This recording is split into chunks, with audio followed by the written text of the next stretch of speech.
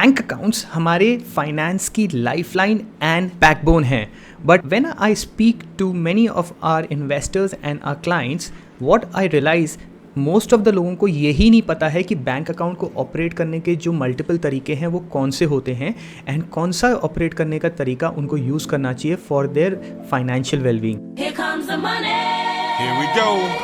दोस्तों, मैं बात कर रहा हूँ operating of a bank account either in a single name in terms of कि केवल आप ही उसको यूज़ कर सकते हैं बैंक अकाउंट को, या इन मल्टीपल वेज जहाँ पे जॉइंट तरीके से भी आप ऑपरेट कर सकते हैं और उसके क्या क्या डिफरेंट फ्लेवर्स हैं. इस वीडियो में हम इन सारे ऑपरेशन तरीके के बारे में बात करेंगे which can make your financial situation more comfortable and more protective. So please watch till the end where will discuss the top options of opening your bank account and operating them. Right, before that a quick introductions about ourselves.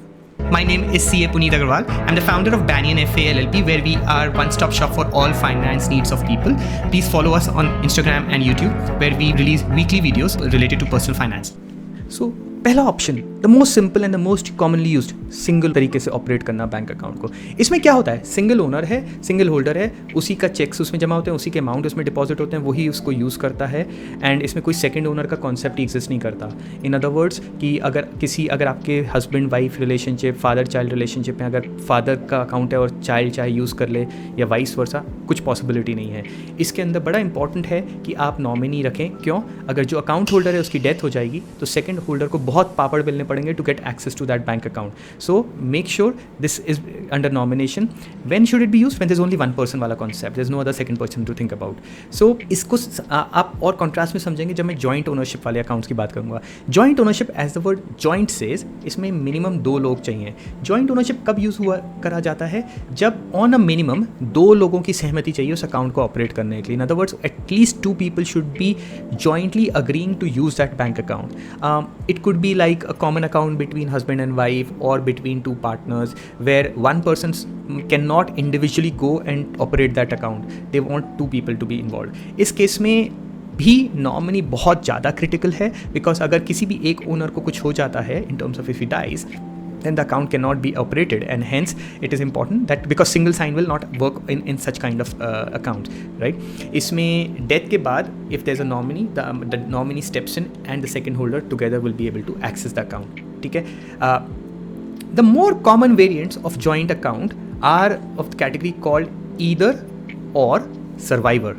I'll repeat again, either or survivor. 2 लोग involved होते हैं. I'll give you an example. Husband and wife. In this case, either of them, husband or wife, can use that account. वो अपने checks deposit कर सकते हैं, अपने credit deposit कर सकते हैं. दोनों में से कोई भी जाके इंडिविजुअली उस बैंक अकाउंट को ऑपरेट कर सकता है. अगर एक जने की डेथ हो जाए, second person can continue to operate that account and vice versa. Most commonly used between relations, for example husband wife, father child, father mother, and those kind of relationship. Either nomination is recommended but is not really mandatory because second owner तो हमेशा ही रहता है, and it ensures continuity of financial affairs कि एक जने की death होने के बाद वो अकाउंट लैप्स नहीं होगा, second person can take over. इसका एक सेकेंड फ्लेवर है where more than 2 people are involved. इसको बोला जाता है any और सर्वाइवर. उधर था ईदर और सर्वाइवर बिकॉज 2 जने थे. ये अगर 2 से ज़्यादा लोग हैं, एनी और survivor. Examples, husband wife father, और बच्चे हैं, बड़े हो चुके हैं, husband wife child, and those kind of situations could kick in. Now nomination also is recommended, not really required, because 2 लोग तो अगर एक किसी की डेथ हो जाएगी, बाकी 2 लोग can continue to operate that account, right? So this is also very commonly used. The another one which is lesser known is called former और सर्वाइवर.